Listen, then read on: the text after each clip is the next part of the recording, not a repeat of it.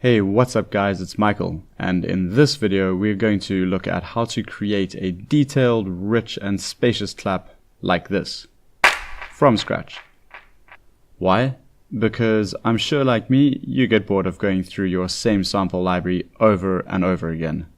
If you've been producing for a while, you'll know that claps are one of those things in your mix that can really add character to your overall song, so why not keep things fresh? Besides, what's better than creating something you can call your very own? And to top it off, the simplicity of this technique will 100% get those creative juices flowing and get you even more amped to make more music.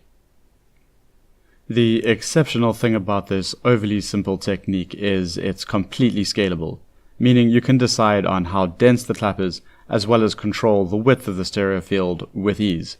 In other words, you can have it focused front and center, or all around with minimal effort. Begin by recording a single audio track of just your own intermittent claps. Here I've literally used my built-in laptop microphone just because I can. So whilst you're clapping, try varying your claps at different strengths and connecting your different areas of your palms in order to create a good palette of different sounding claps. The variation in amplitude and pitch greatly helps enhance the effect of stereo separation and stereo width if needed when we get to putting all the claps together.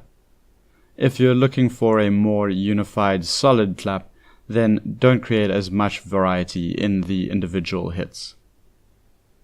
Now that we have a full track of single claps, it's time to put them together.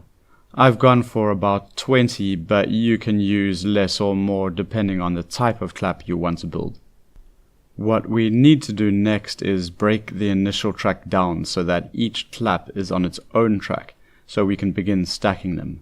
And use whatever technique you wish to do this. Most DAWs have some sort of way to split audio from one track up into multiple tracks automatically.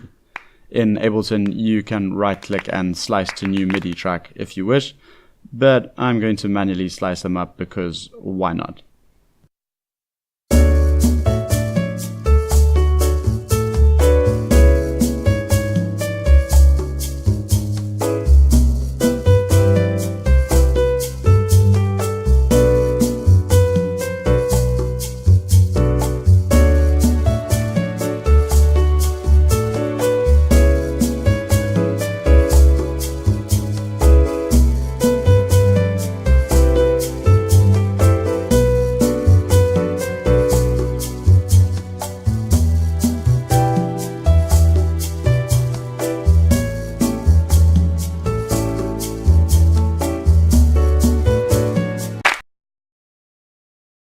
Once everything is sliced up, it's time to start positioning them to get the kind of effect we want.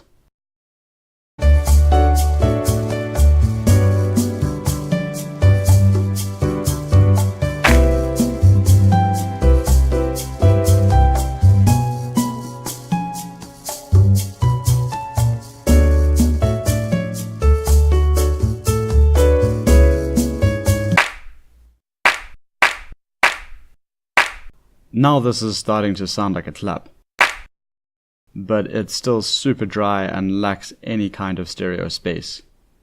So we can achieve our stereo image first by panning to the left and the right of the stereo field. You can either do this to each individual track or group different sounding claps together in a few different buses and just pan the bus. This also makes processing a lot quicker and a lot easier.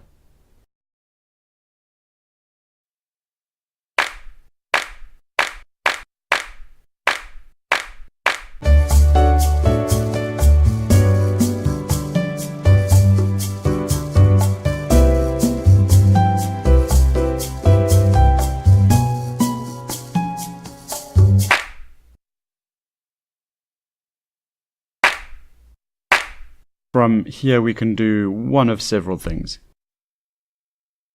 Either group everything into one channel or route everything to an effects bus and apply some reverb for that much needed depth and space. Things like stereo enhancers, more reverb, EQing, compression can also be done for taste and for polish. After that, just bounce everything into a single clap hit.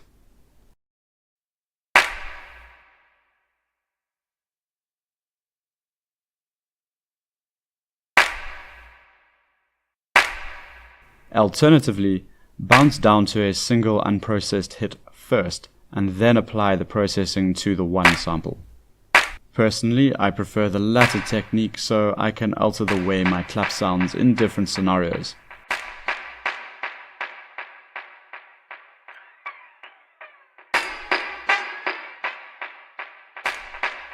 I can also send the dry, unprocessed clap through to multiple send channels and then just process them on the fly as I go. So I'm purposely not going into detail about applying processing because this kind of creativity is so personal and subjective. Obviously there are no rules, so just go crazy. What I will say, however, is whilst you're at it, why not make several different claps based on the initial stacked samples? Move some around, creating more condensed and also longer drawn out claps, whilst at the same time tinkering with different parameters like panning and reverb. This way you can build your very own clap library within minutes. Hope this helps, guys. Catch you in the next one.